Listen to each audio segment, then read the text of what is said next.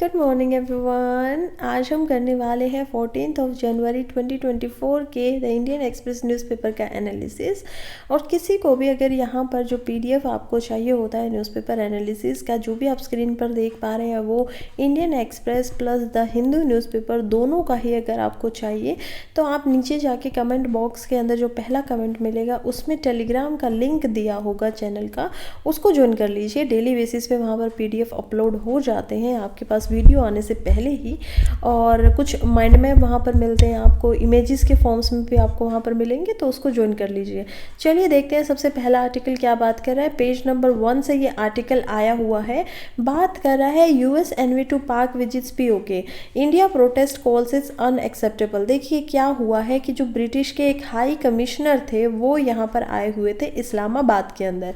अब इस्लामाबाद से वो चले जाते हैं पीओके के पास, यानी कि जो पीओके है, पीओके के पास भी क्या, पीओके में ही चले जाते हैं, पाकिस्तान ऑक्यूपाइड कश्मीर के अंदर चले जाते हैं।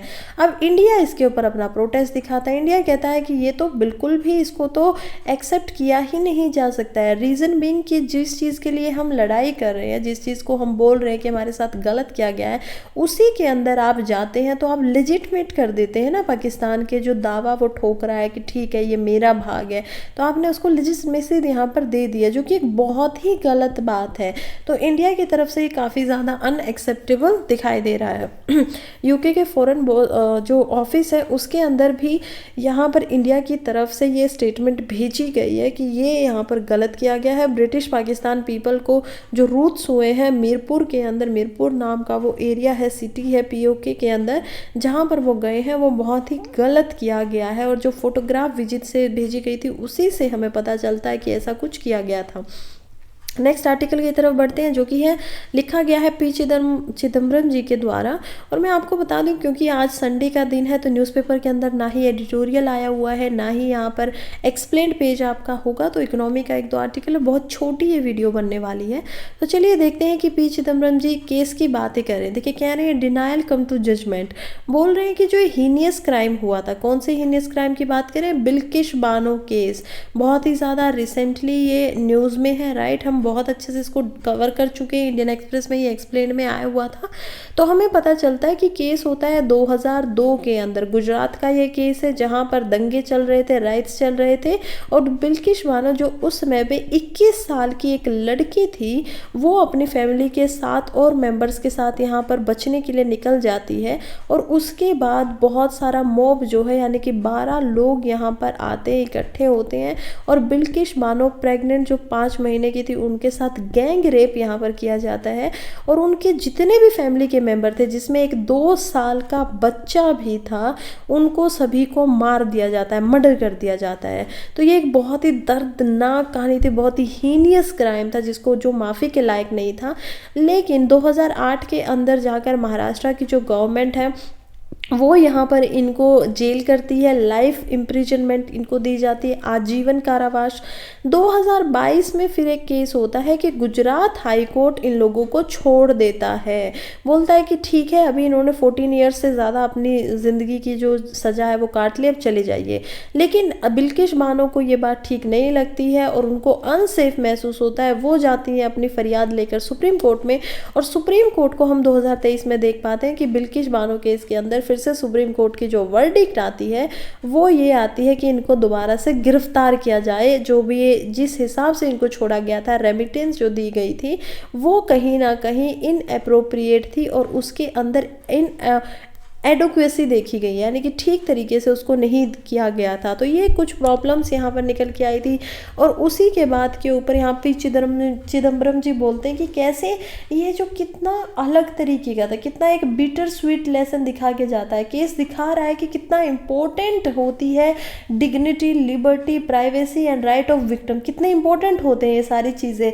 जब इन सभी चीज़ों को वायलेट किया जाता है, तोड़ा जाता है, तो जस्टिस देने से फिर शर्माना नहीं चाहिए, चाहिए, देना चाहिए, न्याय मिलना चाहिए। जो पुलिस वाले थे कुछ, देखिए जब यहाँ पर क्या होता है ना कि जब ये सारी घटना हो जाती है तो उसके बाद बिल्किश बानो जाती हैं पुलिस स्टेशन में एफआईआर लिखवाने के लिए, और जो कुछ पुलिसमैन थे वो यहाँ पर एफआईआर तो लिख लेते हैं लेकिन उसमें रेप को मेंशन नहीं करते। इसी वजह से उन पुलिस के जो आदमी हैं उनको भी यहाँ पर सजा मिलती है। तो इसी के ऊपर पी चिदम्बरम जी बोलते हैं कि कैसे पुलिसमैन ने जब रिफ्यूज़ किया था कि जो क्राइम हुआ है इंडिविजुअल के साथ, वो जो और दूसरे लोग हैं जिन्होंने क्राइम किया था उनको कितना एनकरेज कर देता, उनको प्रोत्साहन मिलता है इससे कि ठीक है हम तो कुछ भी कर सकते हैं, पुलिस प्रशासन हमारे साथ है, कोई डरने वाली बात ही नहीं है।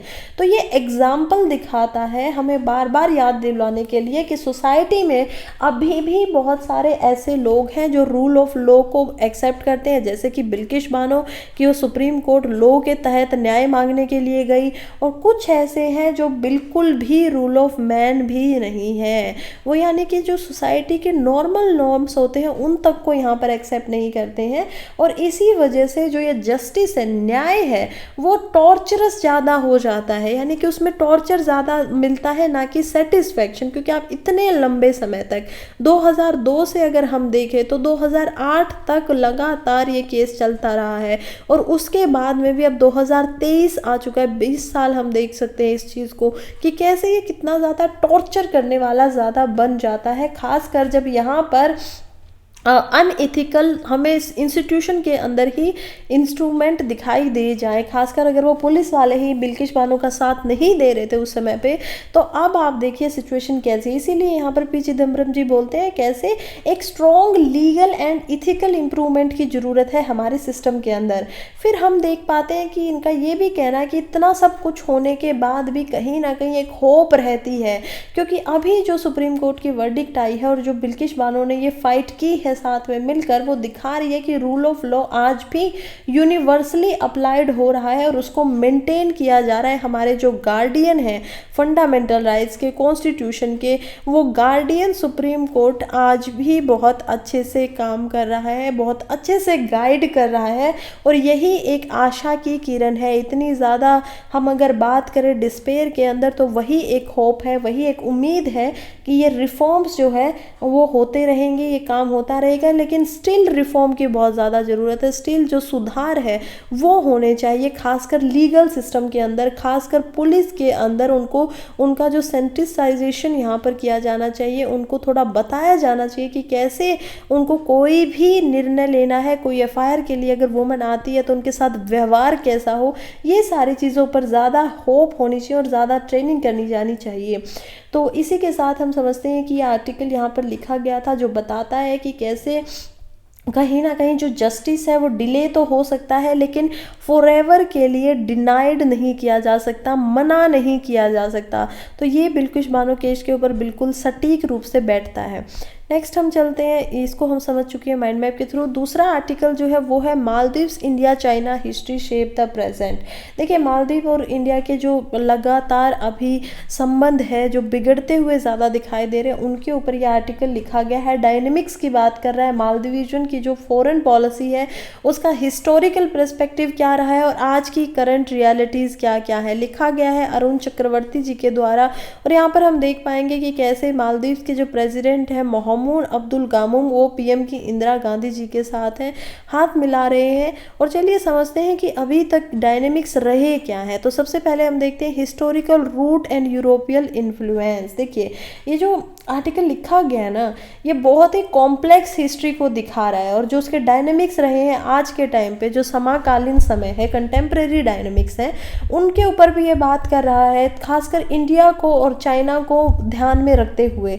मालदीव्स का जो ग्रुप है वो लगातार, मैं बोलूँ तो लगभग 1200 आइलैंड्स को मिलाकर एक साथ इंडियन ओशन के अंदर बना हुआ है, और ये हमेशा एक इंटरेस्ट का पार्ट रहा है इंडिया की तरफ से, क्योंकि इंडिया के लिए इसकी जो लोकेशन है वो बहुत ज़्यादा स्ट्रेटेजिक है। यहाँ पर इंडिया की इंटरनल हम बोले कि इंटरनल पॉलिसी को ध्यान में रखते हुए, इंटरनल सिक्योरिटी को ध्यान में रखते हुए बहुत ही स्ट्रेटेजिक पॉलिसी हो जाती है। यहाँ पर यूनिक कल्चर है, पॉलिटिकल हिस्ट्री भी काफ़ी यूनिक है। नेशन की जो फॉरेन पॉलिसी है पास्ट कुछ समय से वो बदल रही है और उसी को हम यहाँ पर देखने वाले हैं। अगर हिस्ट्री से बात किया जाए तो हम देख पाएंगे कि मालदीव एक ऐसी कंट्री रहा है जो कभी भी डायरेक्ट कॉलोनाइजेशन के इम्पैक्ट में नहीं आया है, लेकिन डायरेक्टली कभी भी किसी ने भी इसको कॉलोनाइज नहीं किया है। फिर हम देख पाएंगे कि लेकिन ऐसे के अलावा कुछ इन्फ्लुएंस जरूर पड़ा है, जैसे कि यहाँ पर treaty of friendship and cooperation हुई थी 1887 के अंदर। किस किस के बीच होती है? ये ब्रिटिश के बीच में होती है और मालदीवियन के जो प्रेसिडेंट है उनके साथ ये होता है। तो यहाँ पर हम देख पा रहे हैं कि बहुत सारे ऐसे सेवरल यूरोपियन पावर आई जिनके ऊपर इनका इन्फ्लुएंस हुआ। पहले पोर्तुगीज़ आते हैं, फिर यहाँ पर नीदरलैंड्स आते हैं, उसके बाद ब्रिटेन आते हैं और इस तरीके से यहाँ पर हमें कहीं ना कहीं एक इन्फ्लुएंस जरूर दिखाई दिया, एक दबाव ज़रूर दिखाई दिया। नेक्स्ट देते हैं कि independence and early foreign policy, कि जब वो इन इन्फ्लुएंसों से टूट जाते हैं, वो इनको मानना बंद कर देते हैं कि चलिए नहीं, हम खुद में एक सॉवरन कंट्री हैं और हमें कोई फ़र्क नहीं पड़ता है। तो 1965 के अंदर ऐसा होता है। इंडिया में हमें कब मिलती है? 1947 के अंदर, लेकिन 1965 20 साल तक भी इनके ऊपर इन्फ्लुएंस बना रहता है। और इसके बाद में जो ये इंडिपेंडेंस अचीव करते हैं तो उसके उसी साल 1965 के साल में ही ये यूनाइटेड नेशंस को यहाँ पर ज्वाइन कर लेते हैं सेम ईयर के साथ में। और साइमल्टेनियसली ये रिश्ते बनाते हैं इंडिया जैसी कंट्रीज़ के साथ में। इंडिया हो गया, पाकिस्तान यहाँ पर एंड श्रीलंका, जो भी इनकी नेबर कंट्रीज़ हैं उनके साथ में रिश्ते बनाते हैं अपने।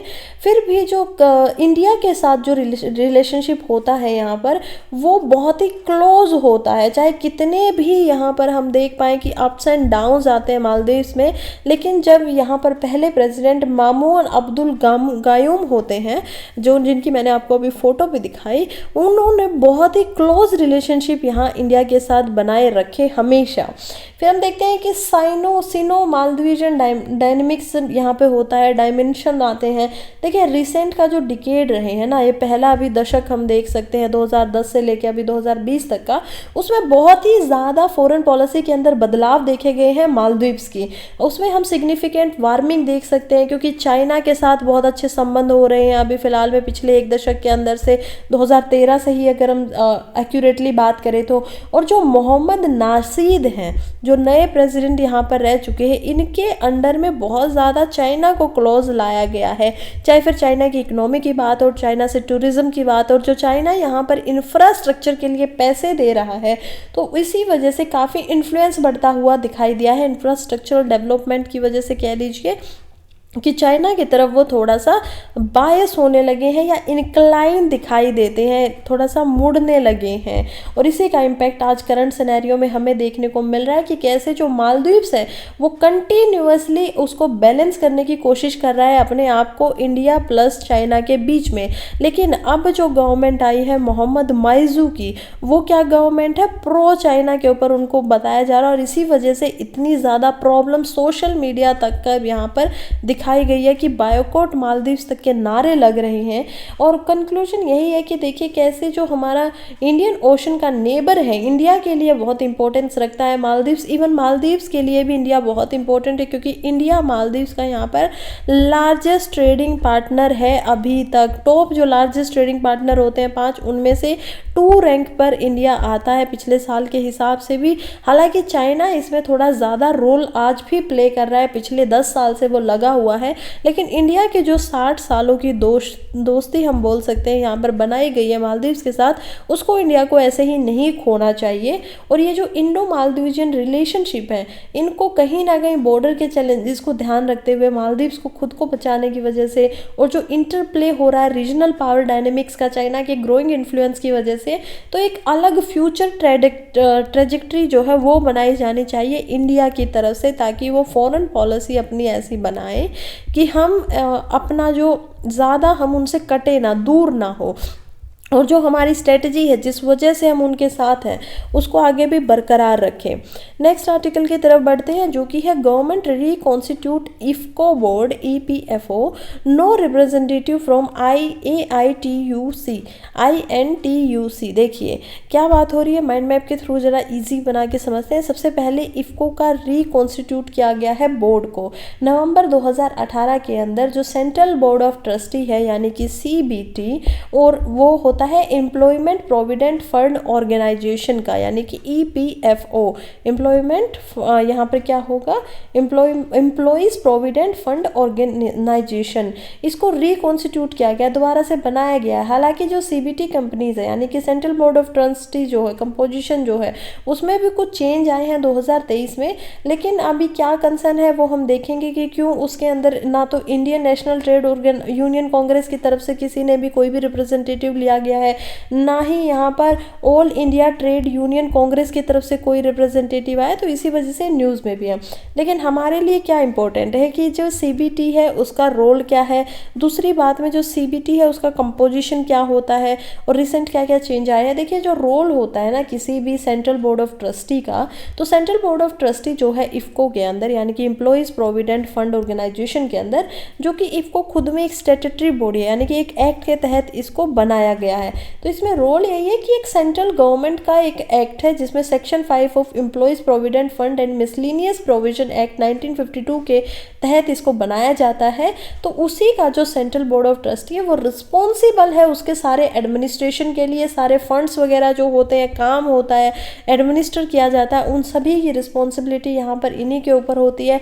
या फिर जो भी डेलीगेशन है एडमिनिस्ट्रेटिव एंड फाइनेंशियल पावर्स को लेकर उनके स्टाफ के लिए, उनके ऑफिस के लिए, उनके अकाउंट्स को मेंटेन करने के लिए, इनकम की बात आ जाए चाहे, तो ये सारा काम होता है यहाँ पर CBT का।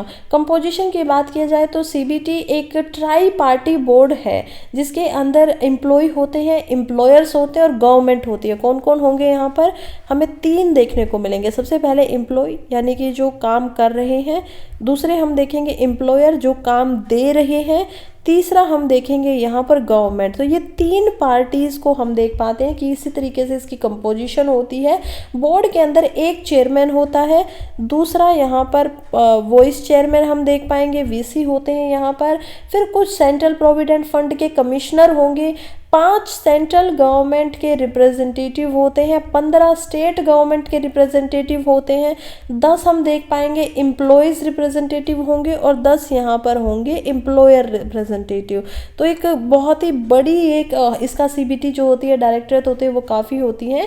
टेन्योर की बात करें तो क्या इनका टेन्योर होगा, यस, इनको 5 साल का यहाँ पर टेन्योर प्रोवाइड किया जाता है और एक इंसान रीअपॉइंट तो हो सकता है लेकिन मैक्सिमम 2 बार ही, तो 2 बार से ज़्यादा वो मैक्सिमम यहाँ पर रीअपॉइंटमेंट नहीं करवा सकता। तो ये पूरा का पूरा कंपोजिशन है।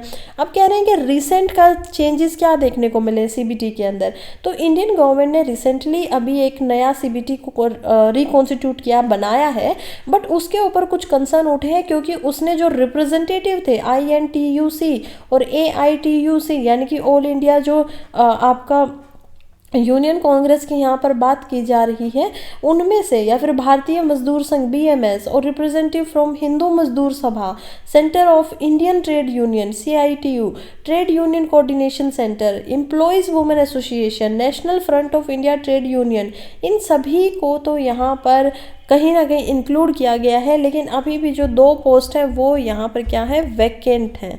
ठीक है, तो इनमें से कुछ को ले लिया गया है लेकिन 2 को नहीं लिया गया। और वो कौन कौन सी 2 वैकेंट हैं, वो वही है जो कि हमारी INTUC से एक होना चाहिए था और AITUC से दूसरा इंसान होना चाहिए था।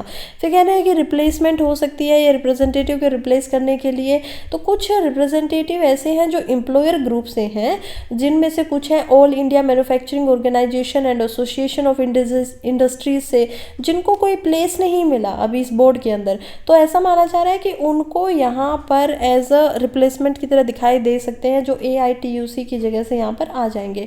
क्या ये बहुत ज़्यादा इंपॉर्टेंट है समझने के लिए? नहीं, इतना कुछ आपको याद नहीं रखना है कौन नहीं है।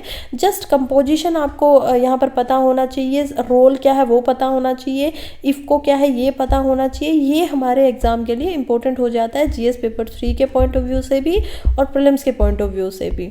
खैर, आज का न्यूज़पेपर क्योंकि बहुत ही छोटा था तो यहीं पे ख़त्म हो रहा है। थैंक यू सो मच जो भी अभी भी यहाँ पर मेरे साथ बने हुए हैं, और ऑल द वेरी बेस्ट। पढ़ते